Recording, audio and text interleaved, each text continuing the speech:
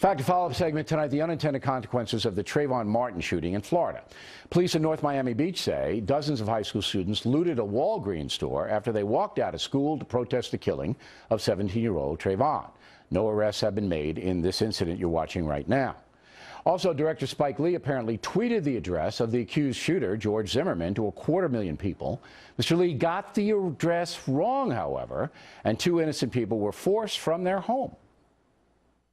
He definitely owes a big apology. All this is really scary, and it's a shame. There was no reason they put our address out there without checking to see who lived here.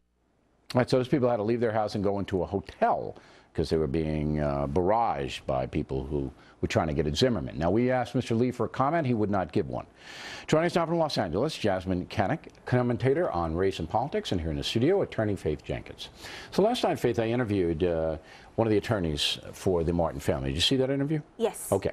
And she said that the family, everybody was happy or satisfied, better word, with what the state of Florida is doing, appointing a special prosecutor, you know, of compiling all the facts, taking it away from the Sanford police. They're okay. So I don't understand why all of this reaction is going on. Can you explain it to me?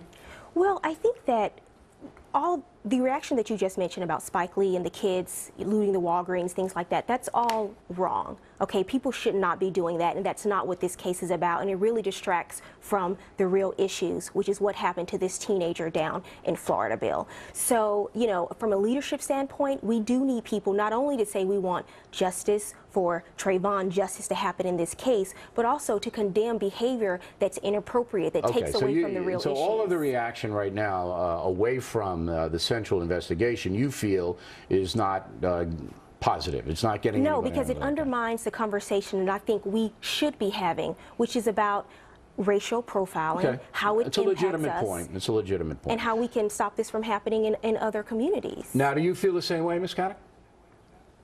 You know, what I think is that what we're seeing across the country are the feelings of African Americans and other people around this issue as it relates to their own communities. I mean, it's not just about Trayvon Martin in Sanford, Florida.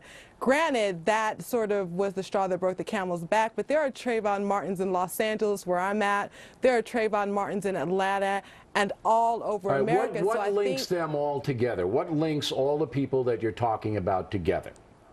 What links them together, besides the fact that they're African American, is the fact that through what happened to Trayvon Martin, is as sad as it is, we're allowed now, for whatever reason, to have this conversation. Okay, but I don't know what the conversation is supposed to be about. You just said that there are a lot of people, and I thought it was an astute comment, there are a lot of people reacting personally to this because in their own lives, they've got a frustration, all right? What is it? What is uniting all of these people around the story? What exactly is it? It's the frustration of years and years and years of being racially profiled. It's the years and years of conversations between mothers and fathers and their sons about what they can and cannot wear. All right. Comes down to racial profiling for both of you. That's the key issue you feel right now, aside from the investigation. Aside from the investigation, I think that's what people were so angry about. Now, let me challenge you now. In New York City, where you live, there is a controversy at the police department on stop and frisk. Okay?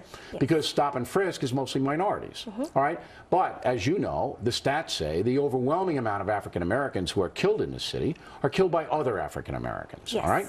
And it's 25 to 18 young men who are doing the shooting. So, if you're a police department and you want to protect you, all right, or you want to protect Jasmine in Los Angeles, you're going to keep an eye on what group is committing the overwhelming amount of crime, are you not?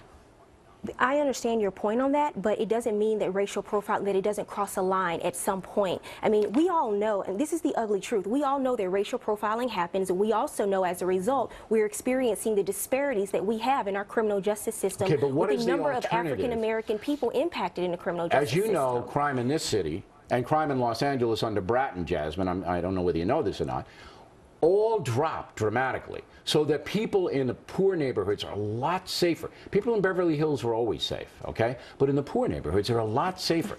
And it dropped because of these targeted police actions. So I'm saying to myself, you're right, It's about profiling. But there's two sides to the profiling, Jasmine. Go.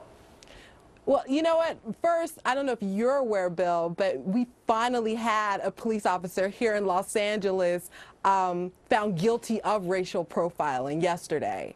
And that's a big step in the history of the Los Angeles Police Department and all the cases that have been brought forward around racial profiling. Finally, you know, one officer has been found, you know, to be guilty of it. I think, again, you know, when it comes to racial profiling, it can go too far. And as African Americans, we have been dealing with this for so long that when this happened to Trayvon Martin, again, it gave us an opportunity to have this conversation nationwide. Can I make another comment? Go ahead. Okay. The notion that, here's the problem, the notion that someone walking down the street, just because the mere fact that they're black or that they're wearing a hoodie, that somehow inherently that means that they're dangerous or threatening is troubling. Not just to me as an African American, but to all of us. But Bill. I don't think it's as simple as that. I think the police officers, they look at a certain pattern of behavior, and as Jasmine rightly pointed out, you can go overboard with this. In this case, I think that's what happened. But the stats are the stats, all right? By doing stop and frisk here in New York City, crime is way, way down, and people are protected more. I got to run. Okay. But both of you, that was good, because now we know that what's eating away at this is racial profiling. Interesting.